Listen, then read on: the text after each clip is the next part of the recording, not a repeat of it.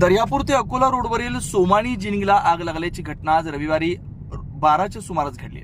या आगीमध्ये जिनिंगमधील लाखो रुपयांचा कापूस जळून खाक झालाय।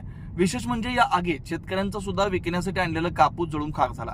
आचार्य जनक बाब अशी की सोमाणी जिनिंगला दरवर्षी कापसाची आवक वाढतात, जिनिंगला कुठल्या ना कुठल्या कारणाने आग लागल्याचं बोललं जात आहे। शहरात अशी सुद्धा चर्चा आहे की सदर जिनिंग मालक हा दरवर्षी विमा काढतो, त्या विम्याचा लाभ जिनिंग मालक आग लागल्यानंतर घेतो। त्यामुळे सोमाणी जिनिंगची आग ही आता चर्चेत आली।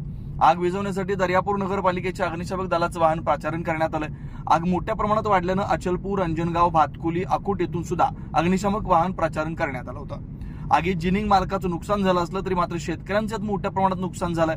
वारंवार याच जिनिंगला आग लागत असल्यानं या जिनिंगची चौकशी करण्यात यावी अशी मागणी आता शेतकरी बांधव करतायत।